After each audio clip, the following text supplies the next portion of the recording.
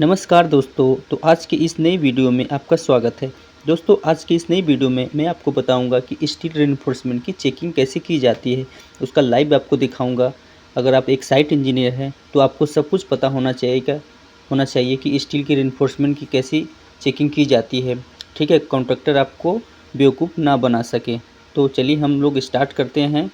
आज हम आपको एक लेके साइट पे आए हैं। ठीक है, ये आपका 20 मीटर की हाइट पे एक स्लैब की रेनफोर्समेंट की गई है। ठीक है, जैसे आप देख सकते हैं इसमें हम लोग चेकिंग करेंगे कि क्या क्या है, एज़ पर ड्राइंग बनाया गया है कि नहीं बनाया गया है। उसके हिसाब से हम लोग इसकी चेकिंग करेंगे स्टील का। तो पहला काम क्या होता है कि हम उसकी ब्रांडिंग चेक करते हैं। जैसे आपका देख सकते हैं कि ये विनायक का है ब्रांडिंग, उसका मेक कौन सा होना चाहिए। कॉन्ट्रैक्टर क्या करते हैं, लोकल ब्रांड ला के लगा देते हैं। तो हम एज़ पर ड्राइंग के हिसाब से उसकी चेक करेंगे कि वो कौन से मेक का है।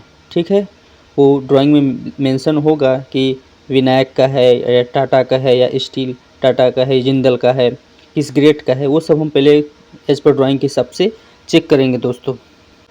उसके बाद क्या चेक करेंगे दोस्तों कि बीम में जो बॉटम में हमारा कवर होना चाहिए। देखिए आप देख सकते हैं कि बीम के बॉटम में जो हमारा कवर होना चाहिए वो 25 mm से कम कवर नहीं होना चाहिए। कवर हम इसलिए प्रोवाइड करते हैं ताकि हमारा जो बीम है, बीम का स्टील है, वो डायरेक्ट एटमॉस्फेयर के कांटेक्ट में ना आ सके, इसलिए हम लोग बीम में या स्लैब में कवर प्रोवाइड करते हैं।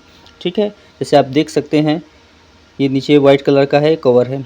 इसके बाद हम लोग क्या करते हैं, जो रिंग होता है उसकी चेकिंग करते हैं। जो हमारा स्टीरप्स होता है, बीम का स्टीरप्स होता है, वो प्रॉपर तरीके से बेंड है कि नहीं, 135 डिग्री पे बेंड है कि नहीं। ठीक है, कॉन्ट्रैक्टर क्या करता है जल्दी जल्दी में उसको नॉर्मली 90 डिग्री पे बेंड कर देते हैं, तो वो गलत है। ठीक है, एज पर ड्राइंग में कैसा बेंड दिया हुआ है, पहले 90 डिग्री था लेकिन अभी क्या हो गया 135 डिग्री पे बेंड होने लगा है। ठीक है, ये क्यों होता है, वो सिस्मिक फोर्स जब अर्थक्वेक वगैरह आता है तो ये उसमें कारगर साबित होता है। ठीक है, अगर 90 डिग्री रहता है तो वहाँ पे खुलने के चांसेस बढ़ जाते हैं, इसलिए उसको हम 135 डिग्री पे बेंड करते हैं। दोस्तों आप जैसा देख सकते हैं कि इसमें सभी बीम 135 डिग्री पे बेंड है। और बीम का जो ये हुक है, इसको हुक बोलते हैं, वो अल्टरनेट होना चाहिए। एक इधर होना चाहिए तो एक उधर होना चाहिए, एक ही लाइन में नहीं होना चाहिए। जैसे आप देख सकते हैं कि अल्टरनेट है। ठीक है, तो मतलब ये ओके है। उसके साथ साथ हम लोग बीम का जो स्टीरप्स है उसकी स्पेसिंग चेक करते हैं कि एज़ पर ड्राइंग की स्पेसिंग के हिसाब से बांधा गया है कि नहीं। ठीक है, एज़ पर ड्राइंग में जो दिया है, जैसे मान लो 100 का स्पेसिंग है सेंटर टू सेंटर, तो हम लोग स्पेसिंग चेक करते हैं कि एज़ पर ड्राइंग के हिसाब से स्पेसिंग मैच कर रहा है कि नहीं कर रहा है। ठीक है दोस्तों, उसके बाद हम लोग क्या करते हैं, जो बीम में हमारा एक्स्ट्रा बार होता है उसकी चेकिंग करते हैं कि एज़ पर ड्राइंग में जितना मेंशन होता है कि एक्स्ट्रा बार, टॉप में एक्स्ट्रा बार कहाँ है, कितना नंबर से, बॉटम में एक्स्ट्रा बार कितना नंबर से, वो सब चेकिंग करते हैं हर एक बीम में। ठीक है, और देखिए एक मैं आपको बात बताना चाहता हूँ कि जो टॉप का एक्स्ट्रा बार होता है वो कॉलम के जंक्शन से प्रोवाइड होता है। ठीक है, और जो बॉटम का एक्स्ट्रा बार होता है वो बीम के सेंटर से, मतलब बीम के बॉटम सेंटर में प्रोवाइड होता है। ठीक है दोस्तों, इसलिए हम जो लैपिंग जो देते हैं वो बीम के जंक्शन पे नहीं देते हैं, वो सेंटर में हम लोग लैपिंग, टॉप की मैं बात कर रहा हूँ, सेंटर में लैपिंग देते हैं। और बॉटम में जो लैपिंग देते हैं वो जॉइंट पे देते हैं। ठीक है, कॉलम के जॉइंट पे हम लोग लैपिंग देते हैं। उसके बाद हम लोग क्या करते हैं, जो चेयर होता है उसको हम चेकिंग करते हैं कि एज़ पर ड्राइंग के हिसाब से चेयर तो होता नहीं है, लेकिन हम पर मीटर स्क्वायर में एक चेयर प्रोवाइड करते हैं। ठीक है, वो चेयर क्या करता है, जो दो हमारा टॉप एंड बॉटम बार रहता है उसको सेपरेट करता है। ठीक है, उसकी स्पेसिंग बनाए रखता है ताकि वो जब हम आरसीसी करें तो दोनों हमारा टॉप एंड बॉटम का बार चिपके ना, इसलिए हम लोग चेयर प्रोवाइड करते हैं दोस्तों। और एक बात आपको बताना चाहूँगा कि जो हमारा बीम में हुक रहता है वो हमेशा टॉप में बांधते हैं। ठीक है, हुक का जो डायरेक्शन होना चाहिए वो टॉप में होना चाहिए। जैसे आप देख सकते हैं कि जितने भी हुक हैं वो टॉप में हैं। ठीक है, ये हमारा सिंपली सपोर्टेड बीम है तो उसके लिए हम वो ये हुक उसको टॉप में रखते हैं। बॉटम में कब रखते हैं, जब हमारा कैंटिलीवर बीम होता है तो बॉटम में रखते हैं।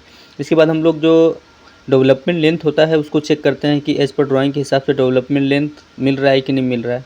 ठीक है, डेवलपमेंट लेंथ वहाँ प्रोवाइड करते हैं जहाँ हमारा कॉलम और बीम का जंक्शन होता है।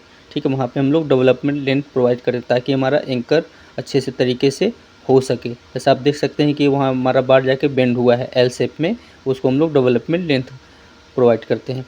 कुछ कुछ कॉन्ट्रैक्टर क्या करते हैं, सीधा सीधा बार बीम का सीधे कॉलम में बस घुसा के छोड़ देते हैं।